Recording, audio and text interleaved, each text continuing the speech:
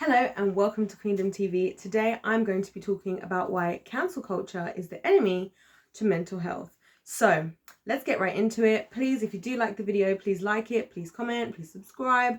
I forget to say that sometimes, so I'm just saying it now so don't forget in case I forget. Other than that, let's get into it. So cancel culture. Now the reason why I'm making this video is because first things first, the reason why I'm making this video is because I've been making observations. Let's start there. I've been making observations on social media about cancel culture, and I've also been making observations about mental health.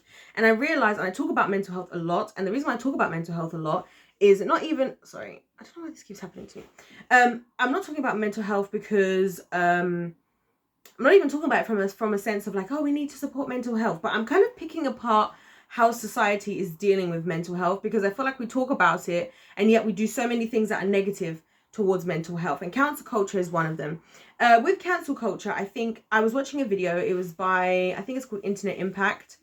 This lady does a wonderful series on different things that are going on, so you should definitely check out her channel if you're interested. She's done long, like, kind of documentary style videos about lots of different things, and she was specifically talking about mental health, and she mentioned trishapaytas in there as well. And it was interesting what she was saying, because I was actually thinking what she said is exactly what I was thinking, and she kind of took it in one direction. I kind of want to take it in another one as well.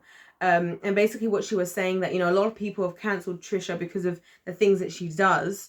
And then, you know, she was on the Frenemy show with this Ethan, and then they ended up talking to Dr. Phil, and Dr. Phil was kind of unpacking with Trisha her behavior, you know, and Trisha was very much active in that process. And the lady on Internet Impact was saying that, you know, ultimately Trisha is actively trying to improve herself. She was already saying that she's already doing groups and she's already been in therapy and so on and so forth.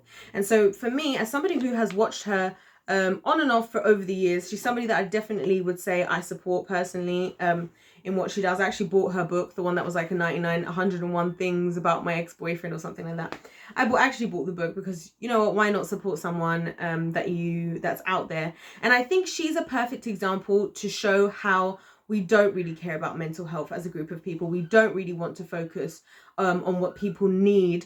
We like mental health, you know, and again, you know, Internet Impact kind of touched on this, and I totally agree with her about how mental health is cool when it's glamorized, when people are posting pictures with these like one word or like a phrase, and the pictures are like black and white, and it's all this and it's all glamorized. But the real life acting out of mental health issues, people don't have time for. And I think that's where the problem comes. And she also touched on, you know, how there's no more, we no longer have authenticity because people are no longer allowed to have a journey. And I think this is why mental health is so hard for people, because now it's like you have to be the best version of everything and be perfect with everything at every time in order not to be cancelled. And I think that's a lot of pressure on somebody's mental health. I mean, even when I get sick and tired now of people. For example, for me, I'm sick and tired of white people trying to explain away the fact that they know they're privileged. And by the way, I'm not saying it's just white people, but I'm saying this particular issue because this is something that was happening a lot of the time around the whole Black Lives Matter things coming up. And this whole notion of, like, I know I'm privileged and I'm so grateful and I know I shouldn't have problems. And it's so annoying to hear people saying that. And I mean, I get it and I appreciate where they're coming from, because essentially they're trying to say, I understand that people have been through things I haven't been through, and I want to show that I'm understanding about that. I want to show that I recognize that I am more privileged in some ways, which a lot of people are more privileged in some ways. A lot of those people are also white, so that's appreciated across the board. But also it doesn't mean that people don't have issues. And I think now we're in a sense in society where we're getting to the point where we pick and choose how mental health gets to work for people, when we all know at the end of the day mental health is completely different, is dealt with completely different by different people, you know. And even if you and somebody else can both have depression, I mean, your depression can show itself in a different way between both of you. That's why you've got high functioning depressed people, and a lot of the time they don't get the help they need because they're not the ones who are there stuck in bed paralyzed, can't go anywhere for 2 weeks. They'll still go to work, but maybe, you know, they're snorting something they shouldn't be snorting before they go in, or they're secretly drinking under their desk, or you know what I mean, or maybe they're not even doing any of that. Maybe they're just literally coping and ignoring things but keeping themselves busy. And I think there's a lot of people out there, for me, in my opinion, who are dealing with their mental health. Maybe it's the exercise. Maybe they exercise so much to try and be fit, to try and be whatever. They're running 3 times a day. They're doing 4,000 workouts. They're spending like 8 hours doing all sorts of things for their health. I think, again, sometimes those people are coping. And so I feel like when it comes to mental health, at the end of the day, we're not really here. We're here for people when they're doing stuff like running and stuff. That's okay. But we're not here for the ugly, for the mess of it. And if you think about growing, if you think about growth, and somebody even said this, like, you know, in Christian circles, they were saying, like, when you're a seed, when you plant a seed in the ground, the seed grows, but it's got to push through all the dirt before you see a flower. If you plant a flower seed, before you see the flower, the little seed is going to have its little sprout, and the sprout's going to have to get itself to grow all the way out of the dirt, out of whatever. Ooh, but hi, here I am. And even still, there can be weeds, and you're going to have to come back and remove the weeds, and it's going to be a process. You know, you have vine dressing is a whole thing, because you have to, you know, you have to clip the vines, you have to tend to your garden. And I think this is like how that is growth. You know, that is how growth works. And social media, life, cancel culture has made it so that people cannot have authentic growth processes. And it's not about ignoring the negative things that people do, but canceling is so far. Holding accountable is something I think is important, and people being held accountable. And a lot of people have been held accountable and can say, you know, I'm sorry that I did so and so and so, and be genuine. Obviously, these being accountable and apologizing, all that's got to be genuine. Otherwise, yeah, we're not interested. Of course not. But at the same time, you got to give people an opportunity to grow. We're all human beings. And this is, I'll be honest with you, this is one of the reasons why I'm a Christian, even though people probably think this is going to sound the opposite of what being a Christian is. But this is actually why I'm a Christian, because as a Christian person, I come to God and I'm like, God, this is how I am. Like, I'm not perfect. I'm not everything. I don't get everything right, and I'm not always going to get everything right, and I never will get everything right, but I'm willing to do my best. And I trust in God, who is good, to have his guidance to do better and to try and be better, and for him to help me grow into a person that can be better, if that makes sense, in life.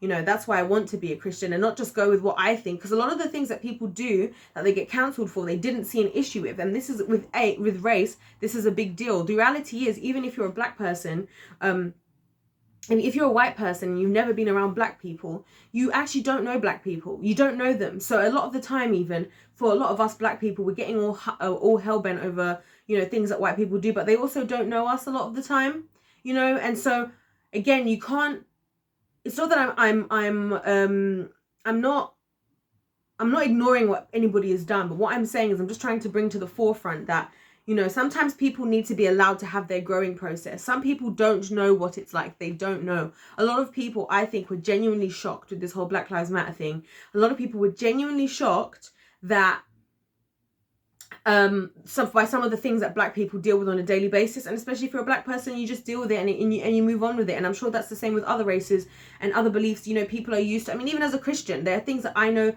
I deal with all the time just by saying that I'm a Christian. Assumptions. People just think they know stuff about me. They've made a whole decision. They've decided they know everything about me because I said I'm a Christian, without actually giving me a chance, without actually re-asking me. It's like, as soon as you say you're a Christian, oh, does that mean that you have an issue with, does that mean you think gay people are going to hell? Oh, you're a Christian. So why is it like, all of a sudden, you've completely assumed everything that I think and I believe because of that. And I think this is what's wrong with people, you know, in society today. Again, even with this whole, you know, Lil Nas, if you think of Lil Nas versus, was it Lil Baby? I think it was. Lil Baby said some comments which I heard. Personally, I didn't even really understand what the guy was trying to even say. Like, I don't understand what he was trying to say. But, you know, he said something about, like, if you got, you know, we know what he said. We know what he said, so let's just know what he said, right? And then you have Lil Nas, and people had an issue with what Lil Baby said, right?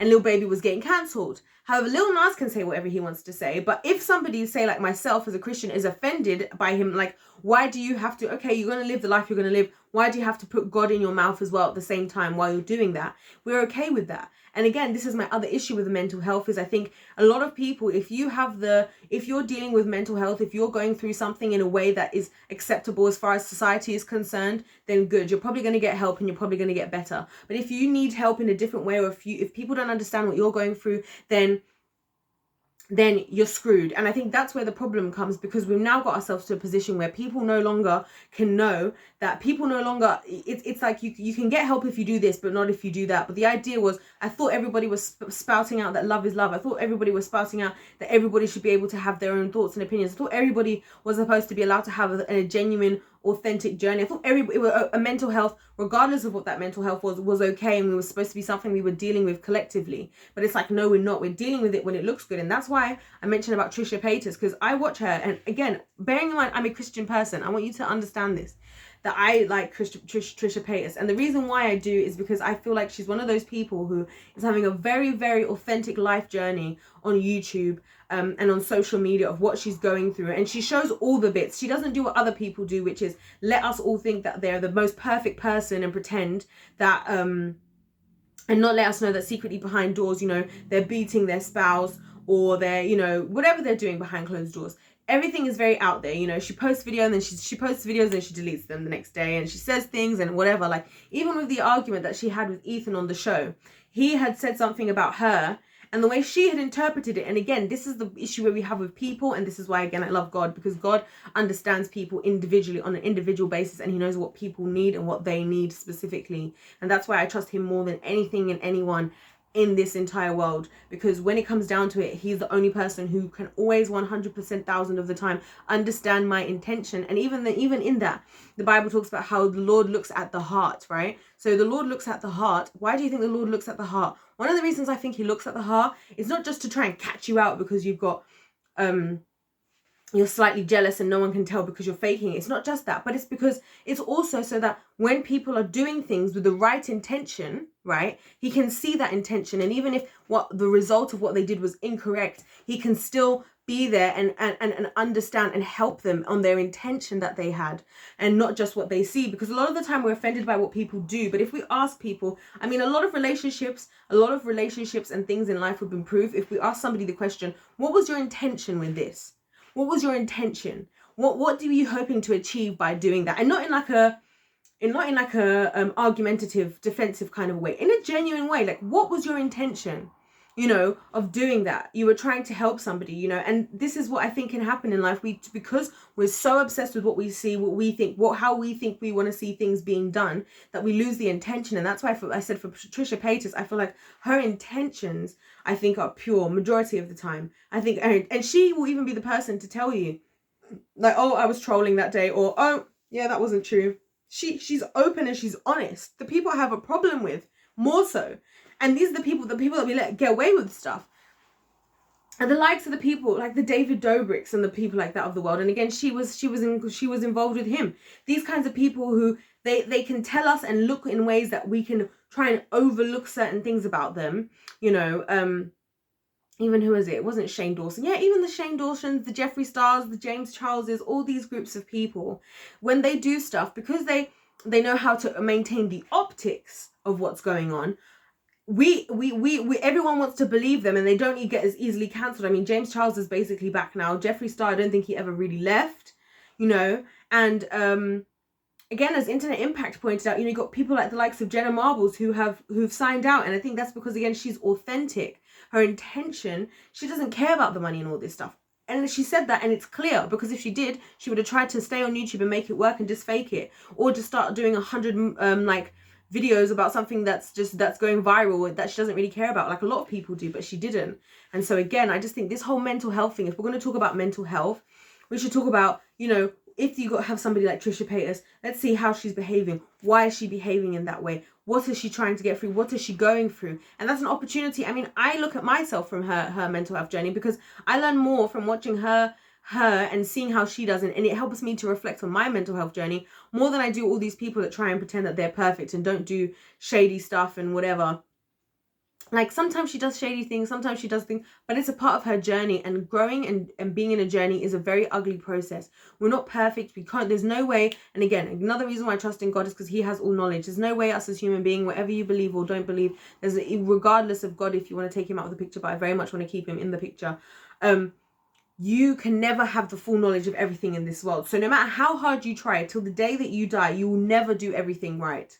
You never will. You never will. And the fact that we continue to think that we get to play judge and jury for every single person and for the way that they're going through their life, when most people, you don't even know what's going on behind closed doors. That's why a lot of the time, a lot of the time I comment on things that people have done on a particular situation, and I always make sure to say that I don't know what they do behind closed doors.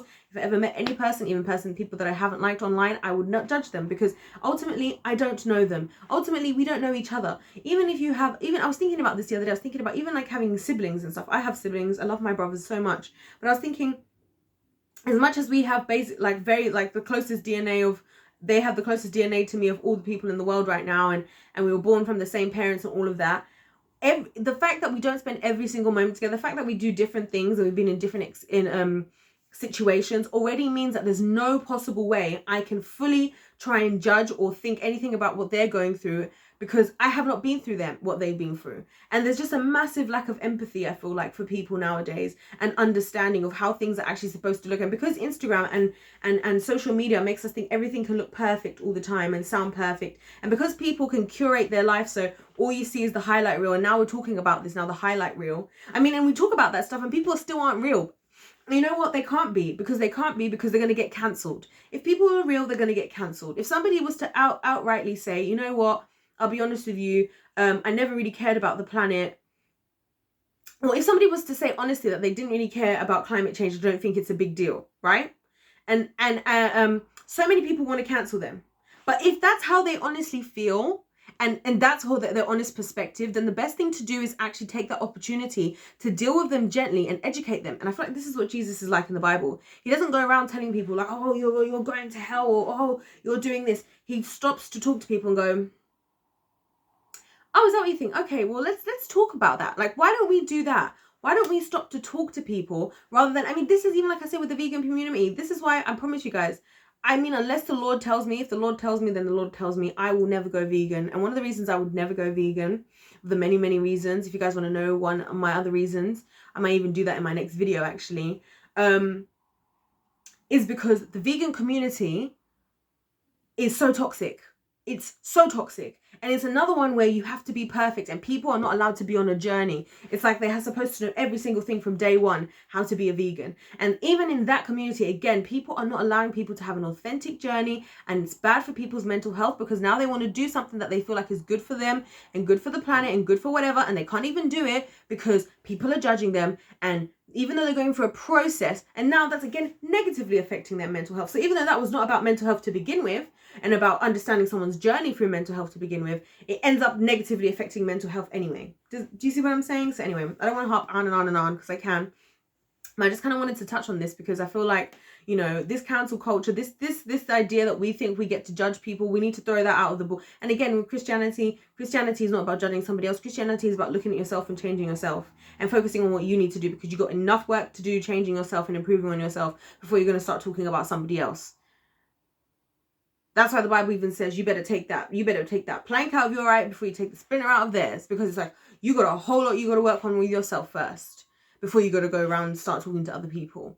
You know what I'm saying? And I think now, because we've decided to do that, and I think the reason why God tells us to do this is because him, with his higher knowledge, knows that we don't know the things that if we did know, would change the way that we dealt with people. If we did understand, you know, the things that maybe someone like trishapaytas had been through, we wouldn't deal with her in the same way, because we would know. But we would never know, and it's not our job to know. And it's annoying that even nowadays you have to explain yourself for people to understand you. Why? Why can't you just let them be a human being? Do you know what I mean? So anyway, please let me know your thoughts in the comments. If you have any thoughts, if you agree, if you disagree, please like the video if you liked it. Please subscribe as well if you're enjoying my content. Thank you for all my new subscribers. I've only got a few new subscribers, but it's so exciting. Anyways, God bless you all. Thank you for watching my channel. Check out my other videos, and I'll see you next time.